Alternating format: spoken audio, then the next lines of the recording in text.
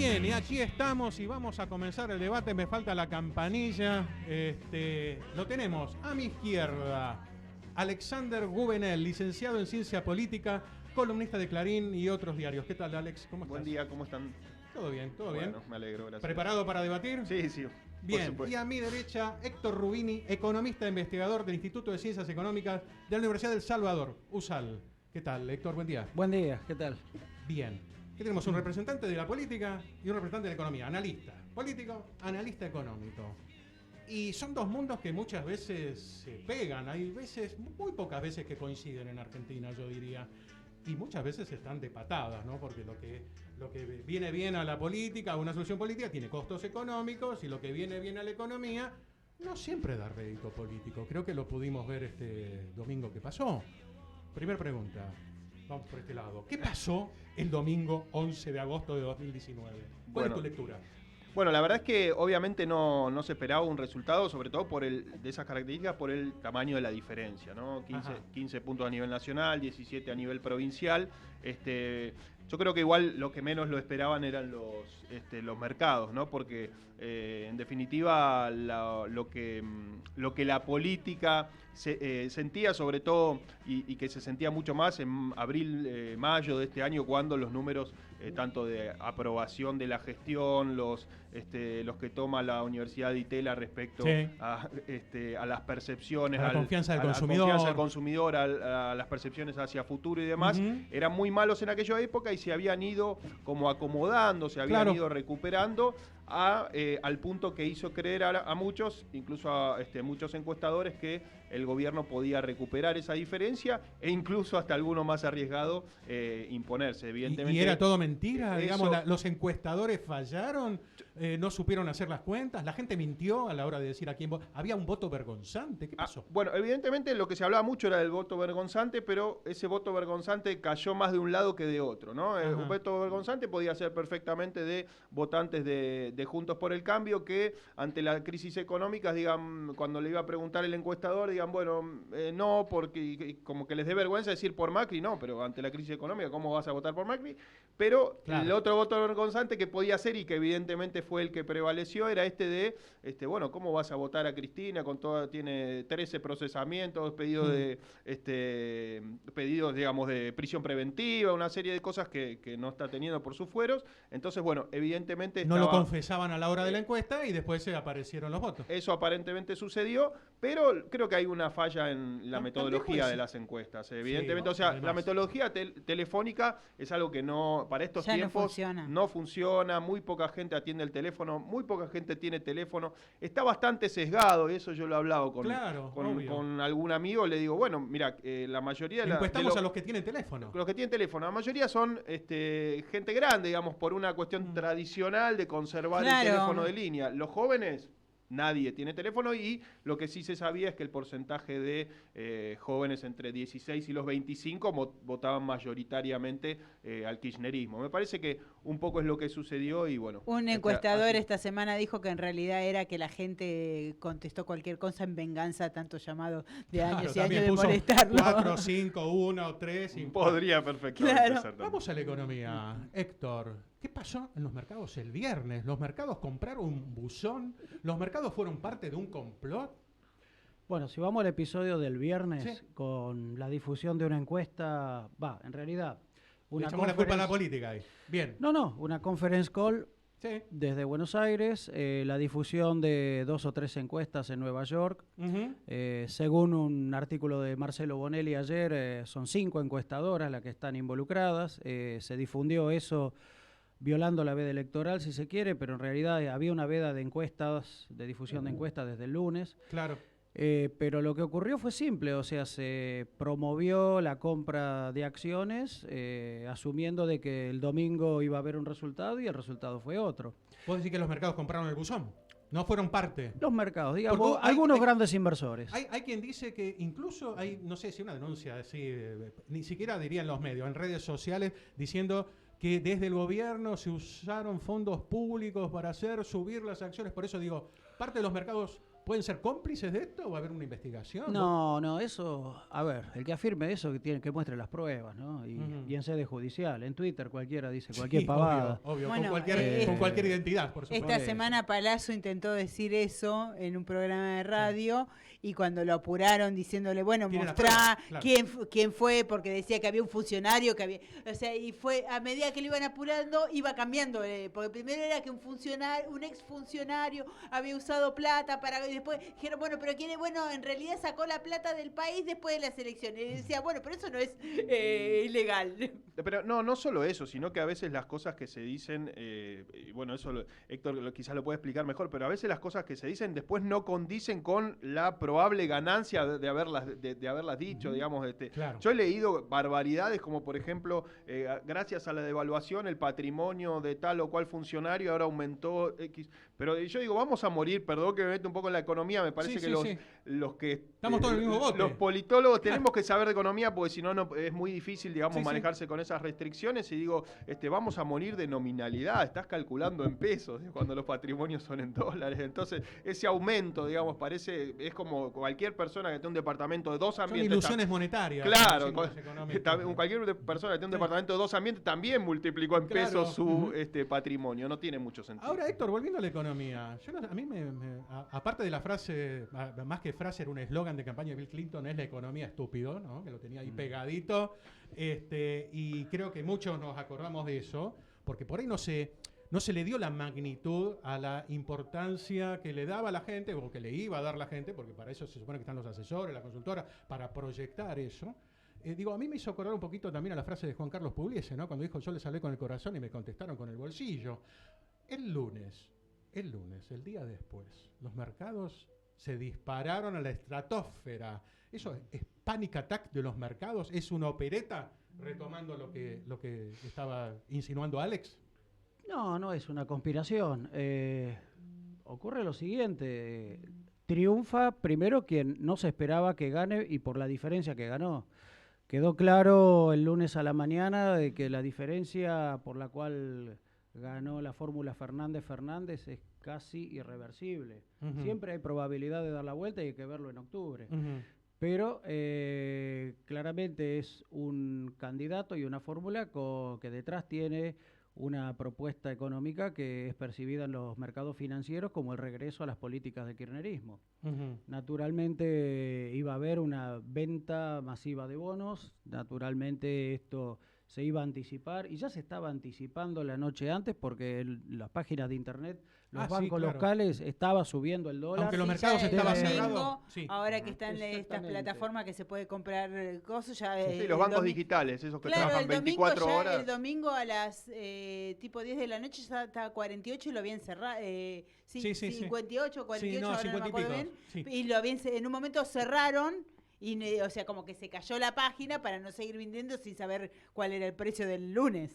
Sí, pero el lunes siguió subiendo y... ¿El Banco Central podía haberlo frenado? Porque hay muchos que dicen, ojo, si lo hubiera frenado tirando, no sé, estoy exagerando, el máximo creo que son 250 o 300 millones que puede tirar por día, o 350, bueno, no sé. Pero de todos modos, está por alrededor de esa cifra. Digo, ¿lo hubiera logrado? Yo creo que con el pánico que había, no. Con esa suma, no. Claro. Lo que se hace en esos casos, y yo lo viví cuando trabajé en el Banco Central, y lo he visto en 2 o 3 oportunidades que se hizo en los años 90, se opera offshore, se opera antes de que abran los mercados, a deshora respecto de Buenos Aires y de Nueva York, con transacciones en Hong Kong y en otras plazas de Medio Oriente, cosa de que a la hora que abren los mercados acá ya están bajando el riesgo país, ya está estabilizado el precio de los títulos públicos. No se hizo eso. Se durmieron, literalmente, Imagínate, el dólar estaba en la calle, en las casas de cambio, arriba de 60 pesos a las 11 de la mañana. El Banco Central sale con una intervención mínima a las 12:15 del mediodía. Y el presidente de la Nación anunciando una conferencia de prensa para las 3:30 de la tarde después que cerraron los bancos. Fue peor esa conferencia de prensa. Que después vino eso que genera el segundo round de corrida del martes. Pero digamos... Ha habido una reacción que era la esperable. De hecho, el marketing político que se hizo y que un poco, para decirlo vulgarmente, picó las cabezas de los inversores, era nosotros o vuelve Venezuela. Obvio que y la gente dijo, los mercados dijeron, viene Venezuela. Con las expectativas magnificadas. Claro. Además, por las encuestas no solo las del viernes anterior, sino varias otras, bueno, más una dosis de optimismo y de irracionalidad que siempre hay en las olas de entusiasmo. Bueno, el entusiasmo se cayó a menos infinito. Perdón, ahora, ¿y por qué usted cree que no se hizo nada? No lo sé, eso que lo respondan los funcionarios. Claro, se durmió la economía. ¿Alguna teoría? No. Ahora yo tengo un punto respecto a eso. Pero hay una cosa práctica. Ese mismo tipo de errores lo vimos el año pasado con Sturzenegger en el Banco Central. Sí, claro. Cuando se fue de y ahí sí se podía, con intervenciones, ponerle, yo diría, y lo decía yo el año pasado, más o menos 1.500 millones de dólares, salía a tirarle hasta la bicicleta del Banco Central a los mercados, y lo cortás y lo parás. Obviamente que hay ciertos bancos grandes que podían tener problemas serios hasta de Igualmente solvencia. Hay varios riesgos. Yo me meto mínimamente como economista. Digo, primero que el Fondo Monetario ya está bastante disgustado. Ahora yo creo que, porque se ha ido del déficit cero. Ahora después vamos a entrar en esa parte. Se ha desmadrado todo. No están autorizados 1.500 millones para tirar arriba de la mesa. Y 1.500 millones pueden parar una corrida cambiaria, no una corrida bancaria. Si la gente después de los 1.500 millones dice, bueno, pero si el banco está ya rompiendo el acuerdo de medio a medio con el Fondo Monetario, tira 1.500 millones, puede tirar 3.000, puede tirar 5.000, puede tirar 20.000. No alcanzan las reservas para dolarizar todos los depósitos a medida que van venciendo los plazos fijos. No alcanza. Corregime. Pero en el corto plazo tenés otro instrumento que obviamente que no le gusta tampoco a este tipo de y no dejas reservas para el próximo gobierno. No creo que hubiera salido Alberto Fernández diciendo, ¿qué están haciendo con las reservas? Pero en el corto plazo, digamos, vos tenés que actuar. Es decir, en el extremo igual tenés otro instrumento. Bueno, por lo menos hubiera ganado 24 horas. Soviético o no, pero es un feriado bancario y cambiario.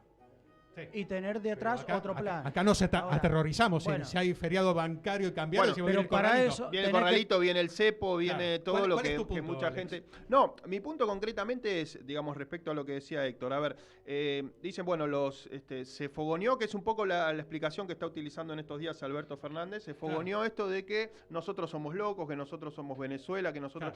Yo me pregunto dos cosas ahí, digamos, o le preguntaría a Alberto, a ver, ¿quién, digamos, no es Macri el que lleva como candidato a vice a Cristina Fernández de Kirchner? Digo, no es Macri el que tiene como candidato a gobernador a Axel Kicillof, digamos. O sea, tienen historia, gente con historia. Tienen historia. Él podrá hacer otra cosa, está bien, pero lo tiene que demostrar. Por eso, en aquel día que nosotros estábamos acá y que fue el anuncio de Cristina de su presidente, o sea, ella anunció... Cristina, como vicepresidenta, anunció su candidato a presidente. A mí me parece que hay algo bastante claro ahí, que es, la gente compró eso, porque este 47% no es el núcleo duro del kirchnerismo. El núcleo duro del kirchnerismo está máximo en un 30%, 35% con toda la furia. Entonces, los votantes sí compraron que Alberto era otra cosa, que el peronismo va unido, que es un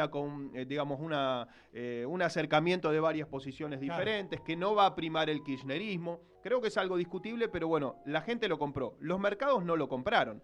Ahora, y yo lo que pregunto, mi punto ahí concreto es uno dice, bueno, el gobierno fogoneó que somos nosotros y del otro lado está Venezuela. Y digo, los mercados no, digamos, escuchan lo que dice el presidente, tiene razón. Compran, claro, tiene razón. Analizan. O sea, no analizan, dicen, el presidente está hablando de su rival político y dice, bueno, si el presidente dice que son Venezuela, no, entonces nosotros claro, vos estás instalando la duda de si los mercados no piensan de por sí que del otro lado es Venezuela, ahora, entre comillas. Y bueno, yo tengo otra duda. Que yo no lo sé si va a ser, digamos, no tengo esa Nadie lo sabe. Claro, bueno, pero ahora yo tengo otra duda, porque más allá de todo lo que pasó, una semana antes, Alberto Fernández dijo que el dólar estaba barato y que el precio del dólar era 60. Sí. Lo que no entendí nunca, porque después salió a romperse las vestiduras diciendo que Macri dejó que el dólar se fuera a 60, cuando él dijo que estaba bien el dólar a 60. En realidad los mercados lo pusieron al precio que el eventual próximo presidente quería. El miércoles cuando habló Alberto Fernández fue como que dijo, bueno, ya está, ahora llegamos a 60, ahora no se vayan más. No lo lleven más alto. Claro,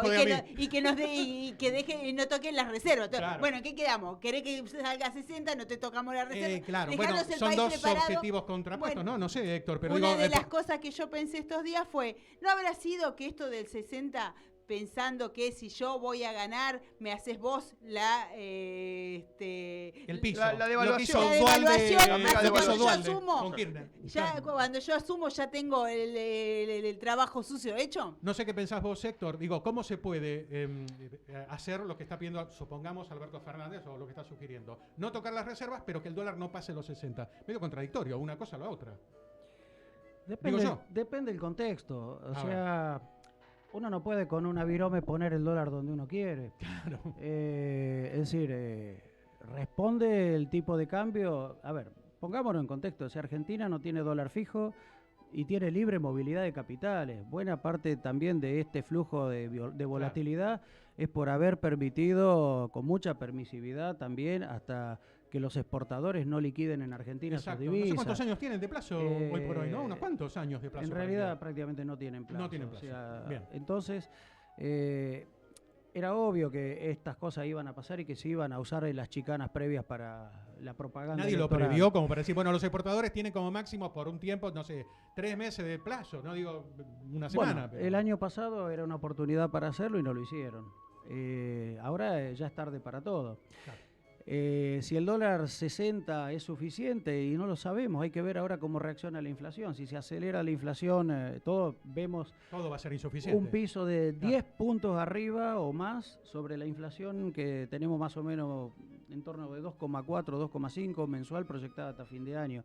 El año cierra con una inflación fácil arriba de 50%, entre 50 y 60. En diciembre vamos a ver si el dólar a 60 alcanza. Claro.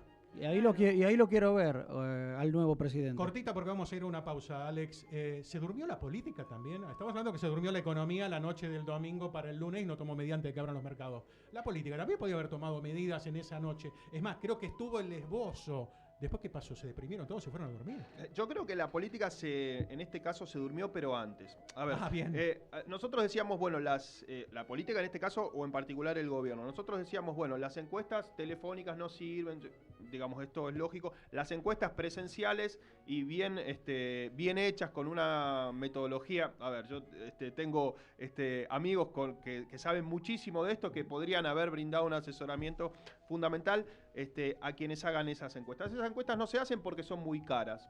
Valen 2, 3 millones de dólares. Ahora, el gobierno, pudiendo, luego con las medidas posteriores, estas medidas que hacen lo que un poco el eslogan de Massa de poner... Tienen un costo enorme que vamos a hablar con Héctor. El eslogan de Massa, de la Baña, poner plata en el bolsillo de la gente, que se ha vuelto un eslogan que mucha gente se ha reído de eso y yo qué sé. Bueno, es lo que está haciendo el gobierno ahora ya, y uno lo puede ver perfectamente como manotazo de ahogado. Lo que uno se pregunta es, ¿no podría el gobierno, con la enorme cantidad de recursos que tiene, hacer estas encuestas previamente, ver que la situación estaba siendo complicada en términos electorales, analizar cuáles son esos motivos y tomar estas medidas antes, en mayo, en junio? Sí. Eso es lo que nos explica, y por eso es que obviamente el ala de la estrategia electoral del gobierno es la más criticada por estos motivos que nosotros no pudimos ver como analistas. Es cierto, yo mismo lo he dicho acá y en otras oportunidades, si el dólar se mantiene estable, si continuamos, digamos, con la desaceleración de la inflación, el gobierno tiene muchas chances. Pero bueno, yo lo decía como análisis con los números que aparecían. El gobierno no tenía otros números. Vamos a ir a una pausa musical. Reflexionamos un poquito, retenga la idea. Anotalo. Y volvemos al debate.